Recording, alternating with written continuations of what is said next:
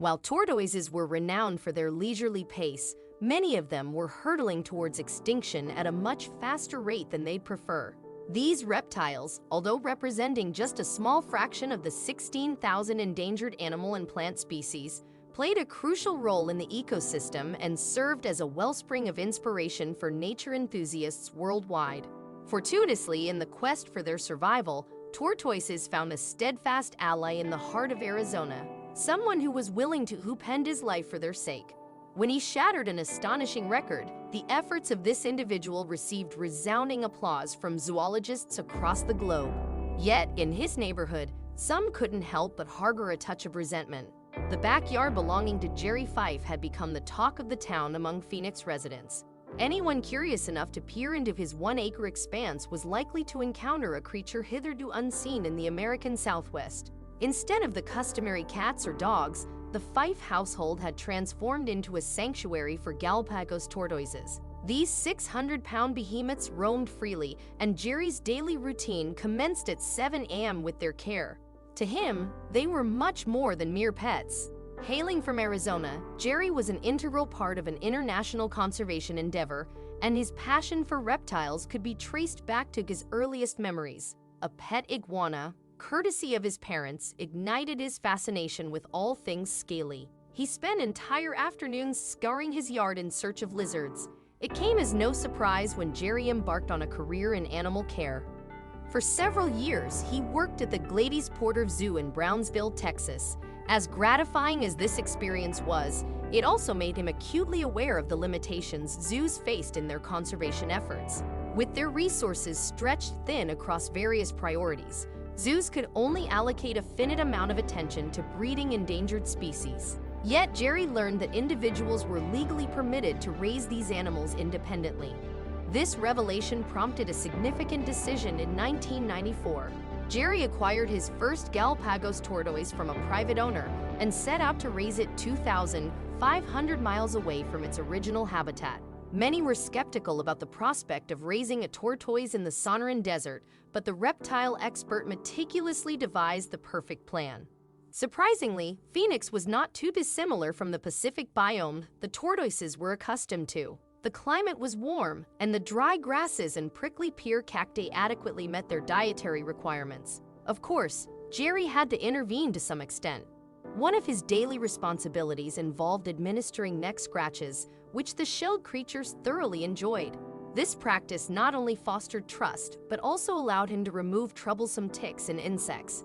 He quickly realized that caring for a single tortoise was a manageable task. Buoyed by this initial success, Jerry decided to bring 2 female tortoises into his home. This necessitated a complete budget overhaul, as he now found himself regularly purchasing 50-pound bags of carrots. Nevertheless, he was willing to justify any expense. Regarded by some as an enthusiast for reptiles, Jerry had entered the race to rescue tortoises from the brink of extinction. He provided them with everything they required to thrive and multiply, even as external pressures continued to diminish the tortoise population day by day. Not too long ago, these particular reptiles thrived, with the diverse islands of the Galapagos archipelago hosting 10 distinct tortoise species. This diversity played a pivotal role in possibly the most significant scientific discovery of all time. Charles Darwin, during his 1835 expedition, studied various specimens and cited them as evidence supporting his theory of evolution. One of these tortoises, named Harriet, achieved celebrity status when she met Darwin and lived on for another 171 years. Tragically, this newfound fame proved detrimental to the reptiles. As imperialism gained prominence, trappers and whalers from around the world converged on the Galapagos. They ruthlessly hunted the peaceful tortoises, with the most severe massacres resulting in the extinction of entire islands. At times, hungry sailors sought their meat, but more frequently, tortoises were pursued for their body oil or valuable shells. Modern-day poachers continued to stalk them, with little regard for ecological equilibrium or the benefits these reptiles provided to humanity. Many scientists believe that the resilient, long-lived Galapagos tortoises could unlock numerous medical breakthroughs, perhaps even a cure for cancer. This was just one more reason why Jerry was determined to breed them on his property. Each day, he listened attentively for their distinctive calls. These vocalizations indicated that two tortoises were, to put it mildly, enjoying each other's company. Even for a wildlife expert like Jerry, the frequency of these murmurs was surprising. What astonished him even more was the number of eggs produced.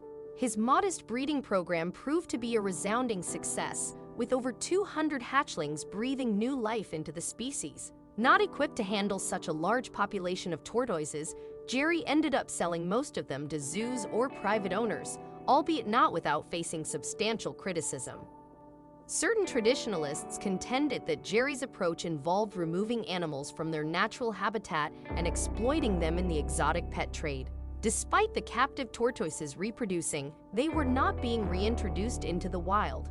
However, Jerry and his supporters highlighted the fact that Ecuador had prohibited the removal of any species from the Galapagos Islands. The sole avenue for bolstering the tortoise population was through a network of private breeders, many of whom exhibited utmost care for their charges. Jerry understandably took pride in his achievements, though he recognized that his Arizona breeding initiative wasn't a long-term solution.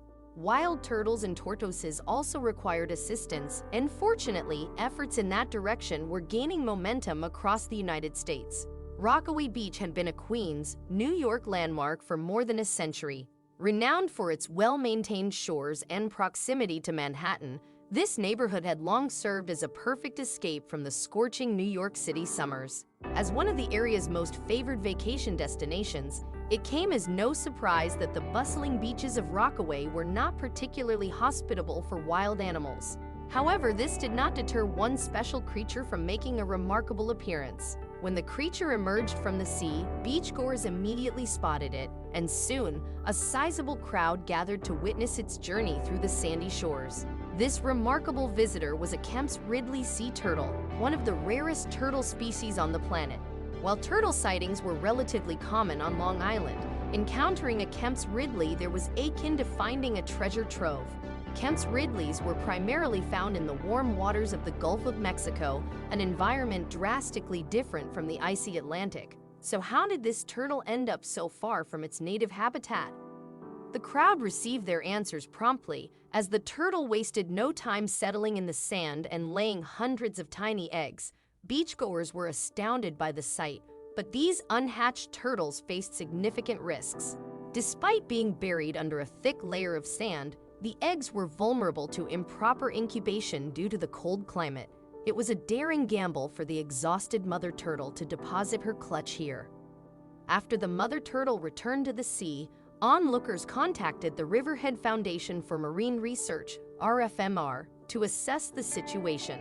The rescue workers arrived promptly, recognizing the peril the eggs were in, and began their efforts to safeguard them. To protect the eggs, rescuers constructed a small fence around the nest, preventing both predatory animals and curious beachgoers from disturbing them. Rescue workers returned to the small nest daily to monitor the eggs. The RFMR was confident that their plan would shield the turtles long enough for them to hatch. However, despite their optimism, Mother Nature had her own plans. In early September, rising tides resulting from recent storm surges encroached dangerously close to the vulnerable nest. As the waters slowly eroded the surrounding area, it was only a matter of time before a calamity unfolded. If the waters began to flood the nest, the turtles would almost certainly drown, and those that survived would become easy prey. The rescuers knew they needed to take action, but something held them back. Most wildlife services adhere to the principle of non-interference in natural processes. However, the rescuers were convinced that human interaction with the landscape had played a role in the impending threat to the turtles.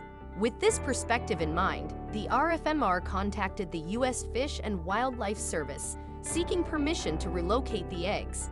Initially, the federal agency refused the request, insisting that the eggs must remain where they were. Determined to save the turtles, the RFMR persisted. Despite initial objections, the Fish and Wildlife Service eventually relented, allowing the rescuers to proceed with the next phase of their plan. Upon discovering that an impressive 110 out of the 116 eggs were still viable, rescue workers carefully collected the unhatched turtles and transported them to a nearby animal care facility. Placing the eggs in advanced incubators, the RFMR hoped this unorthodox method would prove successful. Since the eggs had been laid 2 months prior and the average incubation period typically lasted 60 days, rescuers were concerned that the turtles might have been affected by the flooding or the relocation. Fortunately, this was not the case. After just a week or so of incubation, one of the rescue workers noticed small cracks forming on the eggshells. The turtles were hatching. However, while the rescuers were thrilled, they also recognized that this good news presented a new set of challenges.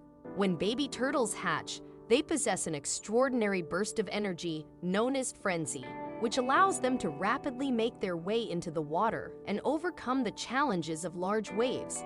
Given the brevity of this energy surge, it was crucial for the rescuers to return them to Rockaway as swiftly as possible. In the end, 96 out of the original 116 eggs hatched, and nearly 100 baby turtles scrambled across the sand and into the ocean. The rescue workers cheered as they watched the tiny creatures enter the waves. Patty Rafferty, the Chief of Resource Stewardship for the nearby Gateway National Recreation Area, expressed, "It was one of the proudest and most exciting moments of my career. Sadly, this would likely be the last time these rescuers saw the many lives they had saved." Due to their small size, the workers were unable to tag the turtles and would not be able to track them as they navigated the open ocean. Nonetheless, the role these men and women played in the rescue of these Kemp's Ridleys was undeniable. Regardless of their destination, these turtles would forever be connected to New York. Don't forget about it.